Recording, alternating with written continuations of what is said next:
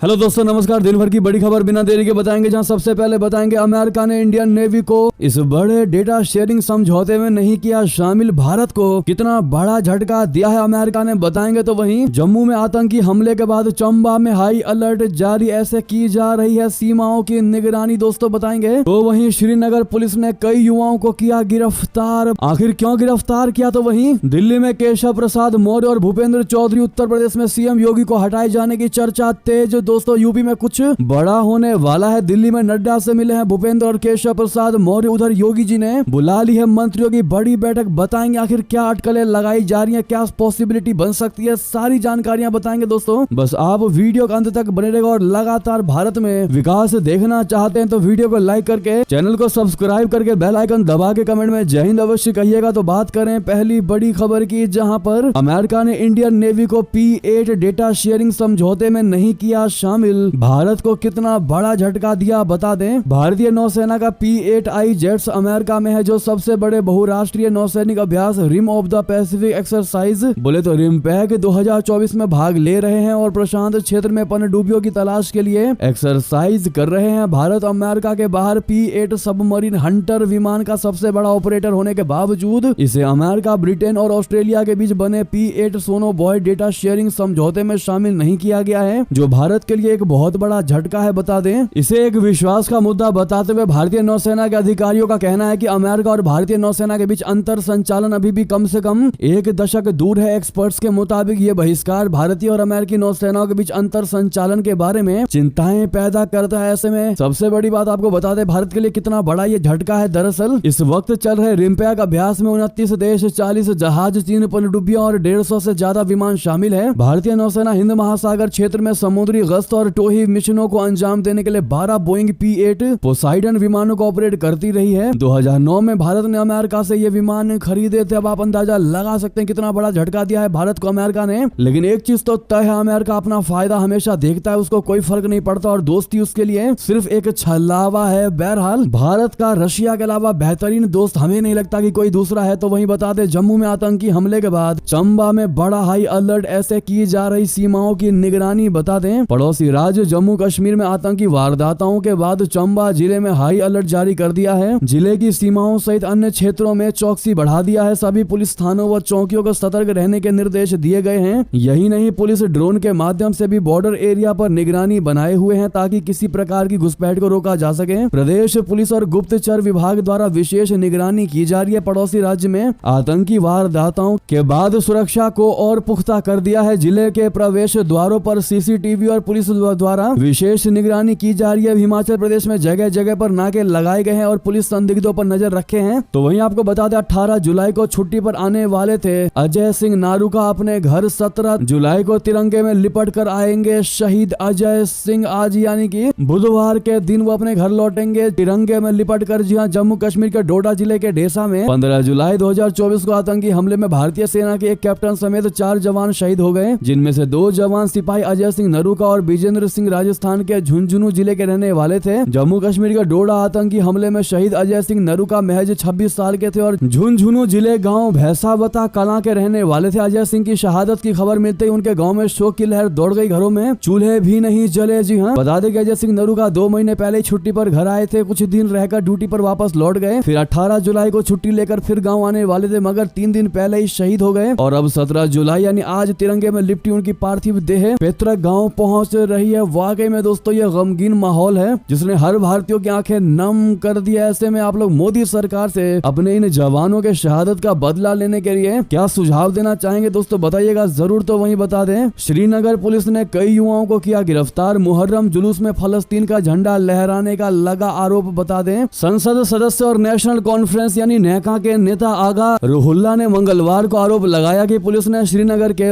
इलाके में मुहर्रम के जुलूस में फलस्तीन के लोगों के पक्ष में नारे लगाने और फलस्तीन का झंडा ले जाने के आरोप में कई युवाओं को गिरफ्तार किया है। वहीं जम्मू कश्मीर पुलिस ने अभी तक गिरफ्तारी की पुष्टि नहीं की है। मुहर्रम के पवित्र महीने के 8वें दिन के मौके पर हजारों शिया शोकाकुल लोगों ने सोमवार को श्रीनगर शहर के मध्य से जुलूस निकाला और फलस्तीन के समर्थन में नारे लगाए। श्रीनगर में गुरुवार बाजार से डेलीगेट तक शांतिपूर्ण ढंग से संपन्न होने वाला जुलूस 3 दशक पहले आतंकवाद के फैसले के बाद से प्रतिबंधित था और जम्मू कश्मीर प्रशासन ने पिछले साल ही प्रतिबंध प्रतिबंध हटा दिया था दोस्तों। वहीं बता दें ओमान के पास समुद्र में डूबा जहाज सवार 13 भारतीय समेत 16 क्रू मेंबर्स का अब तक नहीं लगा कोई भी सुराग। दरअसल ओमान से एक बड़ी खबर सामने आ रही है जिसके मुताबिक यमन की तरफ बढ़ रहा एक ऑयल टैंकर जहाज समुद्र में डूब गया है। ओमान के समुद्री सुरक्षा केंद्र के मुताबिक इस ऑयल टैंकर का नाम प्रेस्टीज फाल्कन बताया जा रहा है, जिस पर सवार 16 क्रू मेंबर्स का अभी तक कोई सुराग हाथ नहीं लग सका है। तेल के इस जहाज पर सवार 16 क्रू मेंबर्स में से 13 भारतीय नागरिक हैं और 3 श्रीलंकाई नागरिक बताए जा रहे हैं, लेकिन वो कहां है और किस हालत में है इसका कोई अंदाजा नहीं है। ओमान के समुद्री सुरक्षा केंद्र के मुताबिक तेल के इस जहाज पर पूर्वी अफ्रीकाई देश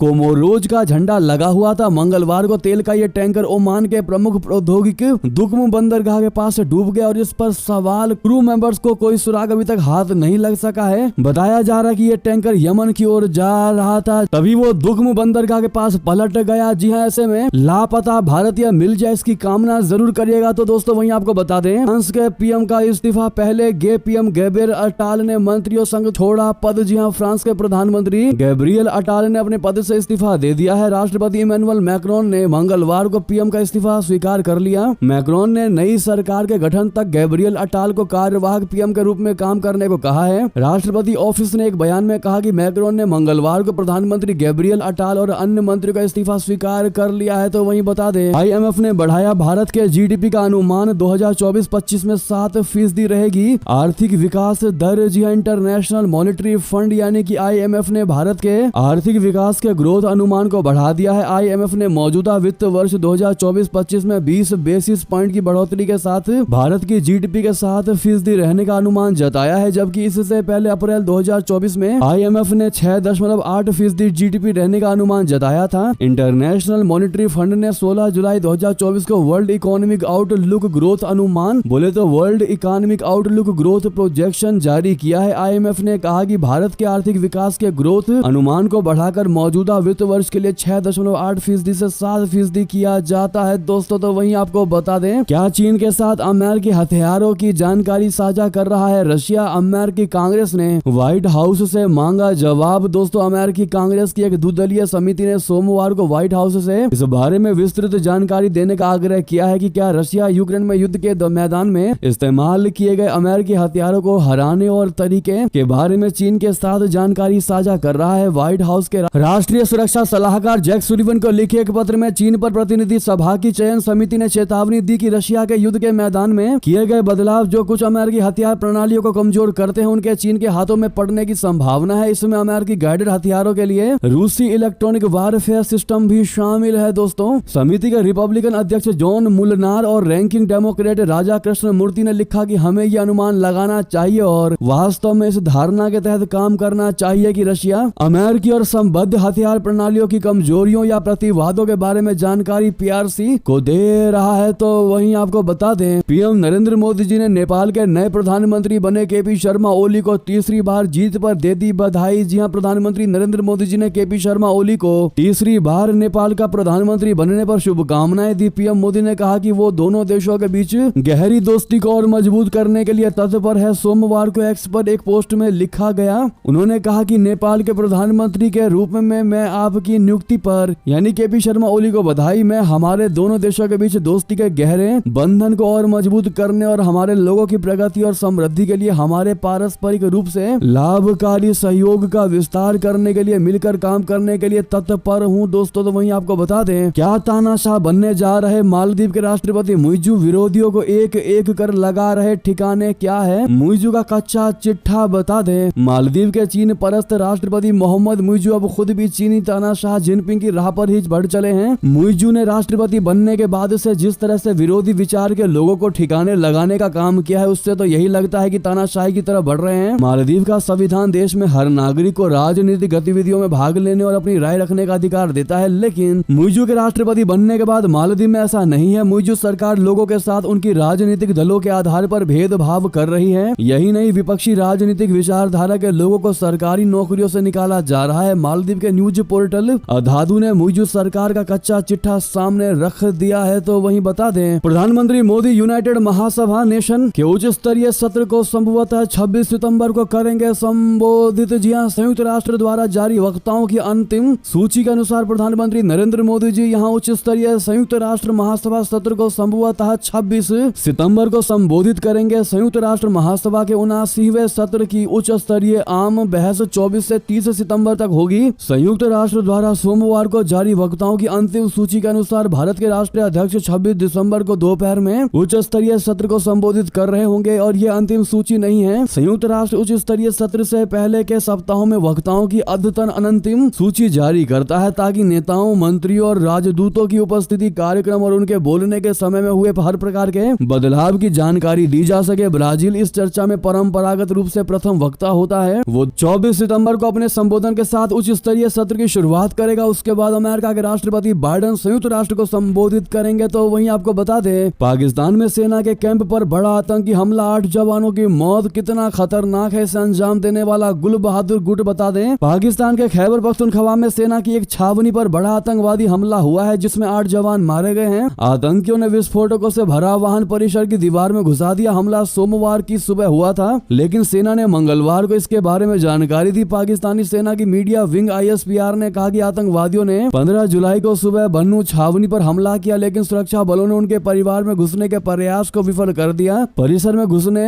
में विफल होने के बाद आतंकवादियों ने विस्फोटक से लदे वाहन को छावनी परिसर की बाहरी दीवार में घुसा दिया। सेना ने आगे कहा कि आत्मघाती विस्फोट के कारण दीवार का एक हिस्सा ढह गया और आसपास के बुनियादी ढांचे को नुकसान पहुंचा, जिसमें 8 जवान मारे गए। ISPR ने बताया कि सुरक्षा बलों ने हमले को नाकाम करते हुए सभी 10 आतंकवादियों को मार गिराया। इतना ही नहीं, पाकिस्तान में स्वास्थ्य केंद्र पर बड़ा आतंकी हमला जिसमें अब तक 2 जवान समेत 7 की मौत 24 घंटे में। ये दूसरी वारदात है। जी हाँ, यानी कि अगर दोनों 24 घंटे की घटना की मिलाकर बात करें तो 10 जवानों समेत 7 की मौत। जी हाँ, बता दें, इजराइल ने आधी रात को गाजा पट्टी में बरसाए बम, 23 लोगों की मौत की खबर। हमास कमांडर के मारे जाने का भी बहुत बड़ा दावा। दरअसल इजराइल द्वारा सोमवार मंगलवार की दरमियानी रात गाजा पट्टी के मध्य क्षेत्र पर की गई बमबारी में महिलाओं और बच्चों सहित 23 लोगों की मौत हो गई। अस्पताल के रिकॉर्ड के हवाले से ये जानकारी दी गई है। ये हमले ऐसे समय में किए गए हैं जब इजराइल और हमास संघर्ष विराम के नवीनतम प्रस्ताव पर विचार कर रहे हैं। नुसरियात और जोवाइदा में 10 महिलाओं और 4 बच्चों की मौत हुई है। इससे कुछ दिन पहले ही हमास ने कहा था कि 9 महीने से चल रहे युद्ध को समाप्त करने के लिए संघर्ष विराम वार्ता जारी रहेगी। भले ही इजराइल ने संगठन के शीर्ष सैन्य कमांडर मोहम्मद दीफ को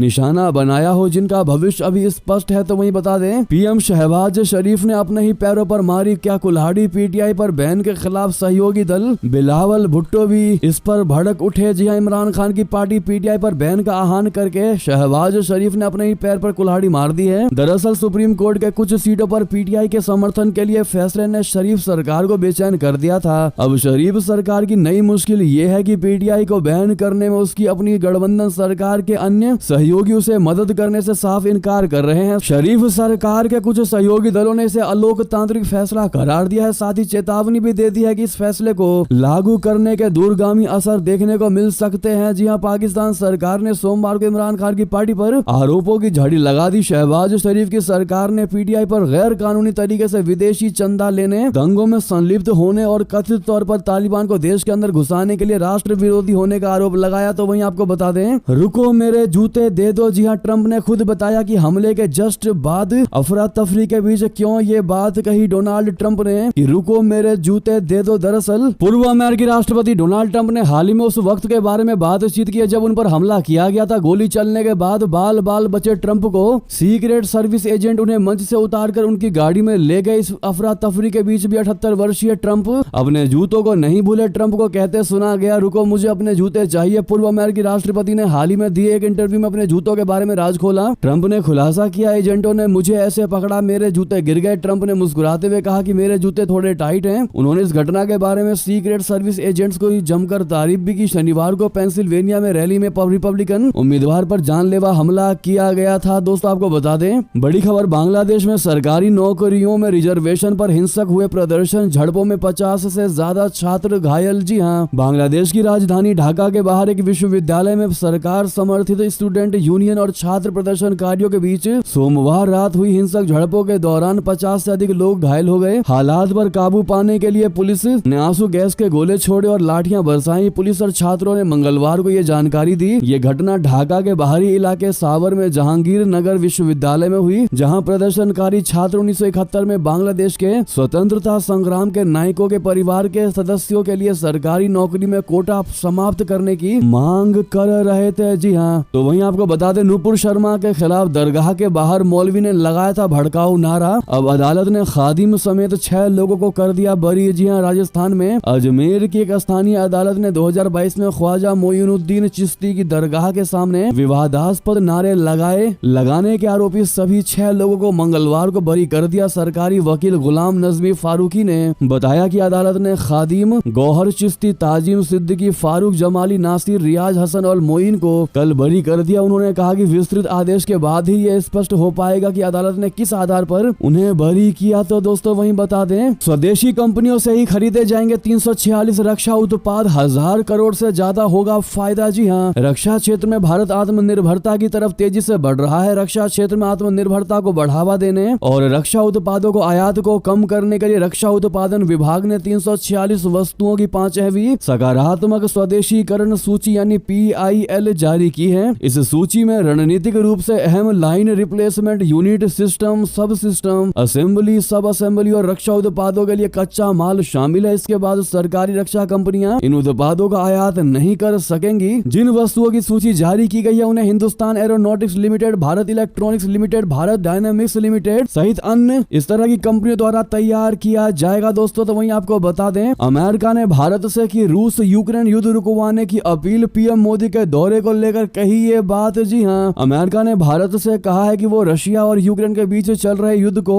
खत्म करने के लिए रशिया के साथ बातचीत जारी रखे। और इसी महीने भारत के प्रधानमंत्री नरेंद्र मोदी जी रशिया के दौरे पर थे। उन्होंने रूस के राष्ट्रपति व्लादिमीर पुतिन से यूक्रेन के खिलाफ चल रहे युद्ध को खत्म करने का आग्रह किया था। युद्ध समाप्ति को लेकर भारत की पहल को अमेरिका ने सराहा है। अमेरिका का कहना है कि युद्ध खत्म करने की भारत की पहल का हम स्वागत करते हैं। अमेरिका ने कहा कि रशिया के साथ भारत के संबंध अच्छे हैं और भारत ने अपने संबंधों का उपयोग करते हुए व्लादिमीर पुतिन से यूक्रेन के खिलाफ अवैध युद्ध को समाप्त करने के लिए कहा। यही अच्छी पहल है। अमेरिका की ओर से यह टिप्पणियां विदेश विभाग के प्रवक्ता मैथ्यू मिलर ने सोमवार को अपने दैनिक समाचार सम्मेलन में कही। तो वहीं बता दें, तालिबान से करीबी ताजिकिस्तान में बेस अमेरिका से युद्ध की तैयारी में जुटा चाइना। जिनपिंग ने बनाया ना हारने वाला प्लान। जी हाँ, रशिया और यूक्रेन युद्ध शुरू होने से सबसे बड़ी सीख चीन को हाथ लगी है, यानी सबसे बड़ी सीख उसको मिली है। सबसे बड़ा उसने लेसन सीखा है। चीन को इस बात का एहसास हो गया था कि अगर वो ताइवान पर हमला करता है तो अमेरिका वही कदम उठाएगा जो उसने रशिया के खिलाफ उठाया, यानी कि चीन पर प्रतिबंध और पश्चिमी देशों की ओर से बॉयकॉट। 2 साल से ज्यादा समय से रशिया और यूक्रेन का युद्ध चल रहा है। इस दौरान रशिया ने अमेरिका और पश्चिमी देशों के प्रतिबंधों का मजाक बना दिया है। इसकी सबसे बड़ी वजह रशिया के पास खुद की ऊर्जा की मौजूदगी है। रशिया ने कच्चा तेल भारत और चीन को बेचा और युद्ध लड़ता रहा, लेकिन चीन को पता है कि उसके पास ऊर्जा का विशाल भंडार नहीं है। चीन दुनिया के उन टॉप 10 देशों में है जिसके पास पूरी दुनिया में सबसे ज्यादा तेल है, लेकिन बड़ी आबादी के कारण वो तेल का निर्यात करता है। युद्ध के समय उसे निर्यात प्रतिबंधों का सामना करना पड़ता है, इसीलिए उसने सबसे पहले ही तैयारी शुरू कर दी है। चीन अमेरिका के सबसे बड़े दुश्मन ईरान के साथ दोस्ती बढ़ा रहा है। अमेरिकी प्रतिबंधों के कारण ईरान का कच्चा तेल दुनिया में सप्लाई नहीं होता। चीन को पता है कि यही कच्चा तेल युद्ध के दौरान उसकी मदद करेगा। तो दोस्तों वहीं आपको बता दें, चीन तैयार है लेकिन $1 बिलियन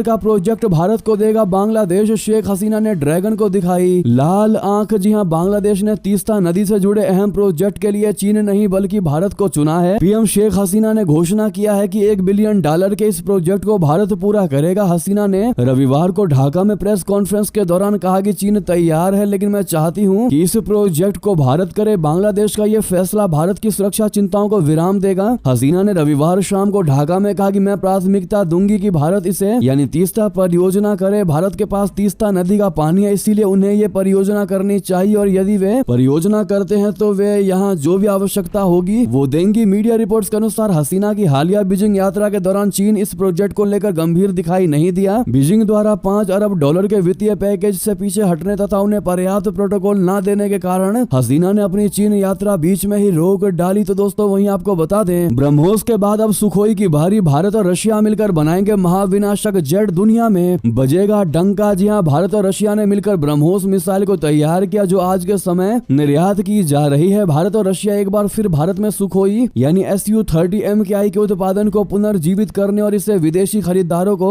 निर्यात करने से जुड़ी बातचीत कर रहे हैं। भारत की हिंदुस्तान एरोनॉटिक्स लिमिटेड यानी HAL ने पहले ही वायुसेना को 72 सुखोई 30 MKI की आपूर्ति पूरी कर ली है। दोस्तों वहीं आपको सबसे बड़ी खबर बता दें, दिल्ली में केशव प्रसाद मौर्य और भूपेंद्र चौधरी, तो वहीं योगी ने बुलाई मंत्रियों की बड़ी बैठक। आखिर सीएम योगी को हटाए जाने की चर्चा हुई है तेज। बता दें क्या है इन अटकलों के पीछे सबसे बड़ी वजह, आपको बता दें उत्तर प्रदेश में बीजेपी की राजकारिणी की बैठक के बाद दिल्ली से लखनऊ तक सियासी हलचल तेज हो गई है। यूपी के डिप्टी सीएम केशव प्रसाद मौर्य बैठक के 2 दिन बाद दिल्ली पहुंच चुके हैं। दोस्तों लोकसभा चुनाव में परिणाम आने के बाद यूपी में योगी आदित्यनाथ सरकार और बीजेपी पार्टी आमने सामने आ गई है। बताया जा रहा है कि सरकार और संगठन के बीच सब कुछ ठीक नहीं चल रहा है। आधी से ज्यादा लोकसभा सीटों पर मिली हार को लेकर योगी सरकार और पार्टी संगठन आमने सामने आ गए हैं। इस बीच प्रदेश अध्यक्ष भूपेंद्र चौधरी और उप मुख्यमंत्री केशव प्रसाद मौर्य अचानक दिल्ली पहुंचे। उन्होंने राष्ट्रीय राजधानी में पार्टी के राष्ट्रीय अध्यक्ष जगत प्रकाश नड्डा से मुलाकात की। तो उधर यूपी में सीएम योगी आदित्यनाथ जी ने अपने मंत्रियों की बैठक बुला ली है। बताया जा रहा है कि राजधानी लखनऊ में स्थित मुख्यमंत्री आवास पर सीएम योगी की मंत्रियों संग बैठक होगी। इस मीटिंग में 10 विधानसभा सीटों पर होने वाले उपचुनाव को लेकर चर्चा की जाएगी। तो वहीं लखनऊ के सियासी गलियारों में चर्चा है कि आने वाले कुछ दिनों में बीजेपी सरकार और संगठन के अंदर बड़े बदलाव देखने को मिल सकते हैं। बता दें कि भारतीय जनता पार्टी ने रविवार 14 जुलाई को यूपी में लोकसभा चुनाव के अपने प्रदर्शन की समीक्षा की।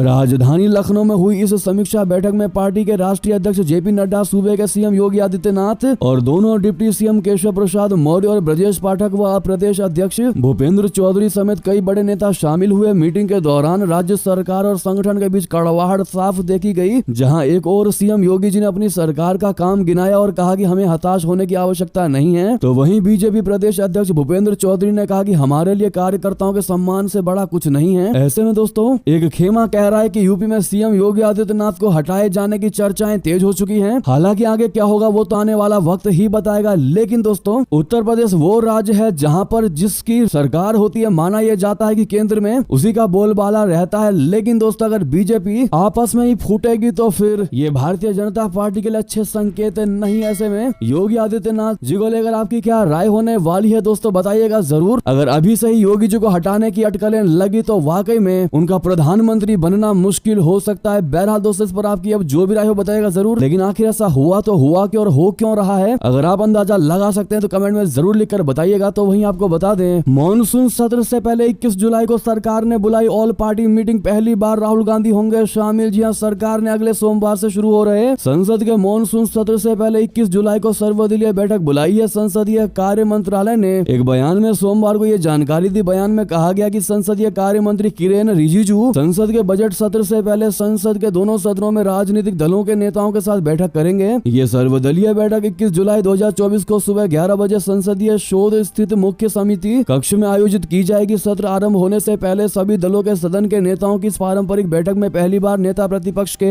रूप कांग्रेस सांसद राहुल गांधी भी शामिल होंगे। ऐसे में दोस्तों ये थे भी की सारी बड़ी खबरें। आपको हमारी खबर कैसी लगी, आशा करता हूँ बहुत अच्छी लगी होगी। थोड़ी भी अच्छी लगी तो वीडियो को लाइक करके चैनल को सब्सक्राइब करके बेल आइकन दबा के कमेंट में जय हिंद कहना बिल्कुल मत भूलिएगा। तो मिलते हैं आपसे अगली बड़ी खबर में। आप सभी का बहुत बहुत धन्यवाद। और दोस्तों व्हाट्सएप चैनल को ज्वाइन करना मत भूलिएगा, डिस्क्रिप्शन में लिंक पड़ा है, जाके व्हाट्सएप पर हमको ज्वाइन अवश्य करिएगा। बहुत बहुत धन्यवाद।